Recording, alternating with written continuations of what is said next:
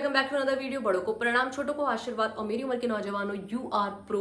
तो आज मैं रिएक्ट करने वाली हूँ, कोई भी फालतू बातचीत नहीं करूंगी। मैंने वो नेपाली हिप हॉप वाला किया था, उसमें एसटी मैन, वी10 बहुतों के नाम आ रहे थे नए लोगों के, लेकिन यामा बुद्धा जिस पे हम स्टिक रहे थे, क्योंकि जिनके बारे में मैंने समझा था।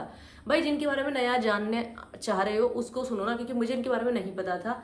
तो लोगों ने कहा यामा बुद्धा के सॉन्ग पे करो, ठीक है। तो मैंने उनका एक साथी सॉन्ग उठाया, मैंने देखा फिर वो पूरा नेपाली में था। तो मतलब पूरा देखना नहीं, मतलब मुझे लगा कि उसका इंग्लिश ट्रांसलेशन मेरे को मिलेगा तभी मेरे को समझ में आएगा। तो किसी ने लिरिक्स अपलोड कर रखे हैं इंग्लिश सबटाइटल के, तो मैं वही वाली वीडियो यहाँ पे लगाऊंगी। मैं ओरिजिनल वीडियो नहीं लगाऊंगी, मैं ये वाली लगाऊंगी क्योंकि मेरे को इससे समझ में आया इंग्लिश सबटाइटल वाली, ठीक है। और क्रेडिट तो इनको जाएगा ही जाएगा भाई, ऐसे कोई प्रोवाइड कर दे, क्योंकि लैंग्वेज को डिकोड करने में मजा आता है ना। अब रैपर्स हैं, रैपर्स का अगर असली उनकी क्या बात कहना चाह रहे हैं वही समझ नहीं आई तो फिर क्या फ़ायदा। तो बस यही है। और यामा बुद्धा को सुनने के लिए कहा गया था मेरे को। उनकी स्टोरी सुन के बड़ा बुरा लगा था कि यार इतनी कम उम्र में बहुत नाम किया था उन्होंने रैप की दुनिया में। तो आ जाओ जरा देख लेते हैं कि हमने भी कुछ सुना है क्या इनके बारे में, क्योंकि अगर बहुत नामचीन होंगे तो ऐसा नहीं है कि मैंने सुना ना हो, लेकिन ऐसा होता है कि आपको नाम याद नहीं रहता जब आप ज़्यादा बिल्कुल घुस के कोई चीज़ नहीं सुन रहे होते। तो पहले हम म्यूज़िक नहीं सुनते थे, मैं मतलब पहले तो पढ़ाई करो ही कहते रहते थे घर वाले, तो नहीं होता था ऐसा। लेकिन गाने हमने सुने होते थे। तो मैं यही कहना चाह रही हूँ कि देखते हैं ये गाना मैंने साथ ही सॉन्ग उठा रही हूँ मैं, फिलहाल आप लोग बताते रहना आगे जो भी होगा। साथ ही सॉन्ग का इंग्लिश सबटाइटल भी हमारे पास है, नेपाली में है ये, और हम सुनेंगे 1 2 3 एंड गो।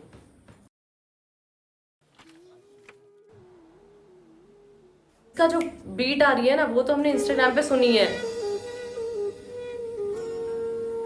ये वाली ये वाली।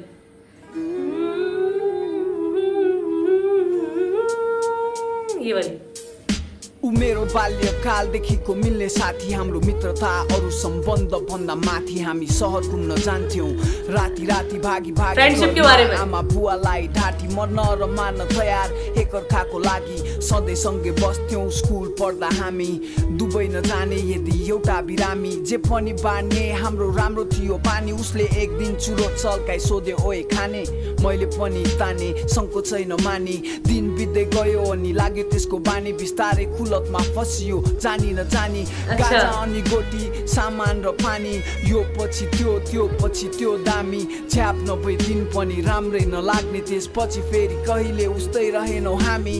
नहोदौ सँगै आज तर म तर तेरो सम्झना यो मनमा छ, साथ छोड्ने छैन भन्थ्यौ कहिले, तर साथी निकै एक्लो छु अहिले।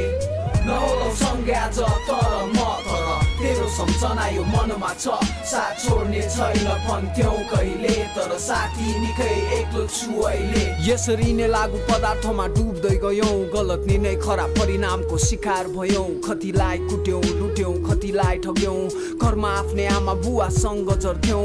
आफैमा लड्यौं तर खान छोडेनौ, बिस्तारै हामी एकअर्कासँगै बोलेनौ। सोध्ने गर्थे साथीभाइले हाम्रो बारेमा, ऊ बिना मलाई एक रति राम्रो लागेन। अब सबै त्याग्ने मैले बाछा गरे, बाहिर ननिस्की कोठाभित्र सुतेर बसे। बिस्तारै म पढाइतिर अघि बढे, सुन्ने गर्थे ऊ अझै त्यस्तै छ भन्ने। एक दिन अचानक उसको भाइ मसँग रुन लाग्यो, मेरो मनमा भिन्न प्रश्नहरू उठ्न थाल्यो। ऊ अघिल्लो रात अस्पतालमा मेरो मनला एक प्रश्न उठनो लागो, मतलब मैं ऐसा नहीं कि नेपाली रिपीट कर रही हूँ, लेकिन देखो ये होता है मेरे को। अगर मैं सिर्फ नेपाली को सुनने बैठती तो मेरे को नहीं समझ में आती, लेकिन मेरे को इंग्लिश सबटाइटल मिल रहा है और मेरे को समझ में आ रहा है कि वो है ना। तो ये चीज़ ये होता है सबटाइटल का मिलना, कि मेरे को भाषा समझ में तो आ रही है लेकिन ऐसे नहीं पकड़ में आती बिना सबटाइटल की। वो अब सबटाइटल है तो समझ में आ रहा है, और क्या ही लिखा, मतलब उन्होंने तो इस वाले में तो पूरी स्टोरी लिखी है। साथी की बचपन से हम बड़े हुए, फिर पता नहीं क्या हुआ कि हमको किसी अल्कोहल पीने के लिए बुरा, फिर अल्कोहल के बाद हम ड्रग एडिक्ट बन गए, चोरी चकारी सब कुछ करने लगे। लेकिन बाद में मैं तो अपनी पढ़ाई की तरफ ध्यान लगा दिया, लेकिन वो वैसा ही रहा। अब आगे की स्टोरी। म माथि आकाश खस्यो म बेहोसिए, नहोदौ सँगै आज तर म तर तेरो सम्झना यो मनमा छ, साथ छोड्ने छैन भन्थ्यौ कहिले, तर साथी निकै एक्लो छु अहिले। नहोदौ सँगै आज तर म तर तेरो सम्झना यो मनमा छ साथ छोड्ने छैन भन्थ्यौ कहिले तर साथी निकै एक्लो छु अहिले विभिन्न प्रश्नहरूको उत्तर खोज्छु म if you never started out with cigarettes सोध्छु म सायद हाम्रो दोस्ती पनि एउटा मिसाल हुन्थ्यो तेरो मेरो साथ हाम्रो मनोबल विशाल हुन्थ्यो हार पनि जित जित परिहार हुन्थ्यो घर व्यवहार हुन्थ्यो सम्पन्न सुखी परिवार हुन्थ्यो दुःख सुखमा सँगै हाँसिन्थ्यो तर म दाजु भाइ जसरी बाँचिन्थ्यो खेलानु छ भाइ की तरह रहते हम को नासो त छाडे गइस तर एक दिन म पनि आउँछु शान्त सुन्दर संसारमा त्यो बादल पारीको जित्नु भन्दा ठुलो कुरो हिम्मत नहार्नु हो त्यसैले लड्दैछु सङ्घर्ष गर्दैछु त कस्तो छ साथी म सन्चै छु तेरो याद आयो अनि सम्झेर बस्दैछु हामी फेरि भेट्छौँ भनी दिन गन्दैछु नहोला सँगै आज तर म तेरो सम्झना यो मनमा छ साथ छोड्ने छैन भन्थ्यौ कहिले तर साथी निकै एक्लो छु अहिले नहोला सँगै आज तर म तेरो सम्झना यो मनमा छ साथ छोड्ने छैन भन्थ्यौ कहिले तर साथी निकै एक्लो छु अहिले भाई तो बंद कर रही, मेरा तो मूड ही खराब हो गया। पता है जब मैं वीडियो स्टार्ट कर रही थी ना और मैं बीच में थी मेरे को ऐसा लग रहा था मुझे कोई कहानी बता रहा है, मेरे दिमाग में ये भी नहीं था कि ये है ही नहीं इस दुनिया में। ठीक है, मेरे दिमाग में ऐसे चला था कि मैं स्टोरी सुन रही हूँ उनके साइड की कि उनके दोस्त की स्टोरी है। अब अगर मैं एक सोचने पे आऊँ तो मैं भी तेरे पास एक दिन आऊँगा जब वो वाली लाइन आई तो ऐसा लग रहा हाँ यार वो तो है ही नहीं इंसान यहाँ, वो तो सच में चले गए अपने दोस्त के पास। भाई इसको अगर आप ऐसे डीपली सुनने बैठोगे ना कि इंसान वो है ही नहीं यहाँ पे, अभी ऐसे मेरे दिमाग में सच में इस बार आया ही नहीं सुनने में कि वो है नहीं दुनिया में। क्योंकि म्यूज़िक एक ऐसी चीज़ है, एक आर्टिस्ट एक ऐसी चीज़ है, वो जितनी बार आप उसे सुनोगे ऐसा लगेगा नहीं। सिद्धू मूसेवाला जी को आप देख लो, किसी को भी देख लो, सुनते हो तो ऐसा लगता है ना कि वो हमारे बीच में ही है।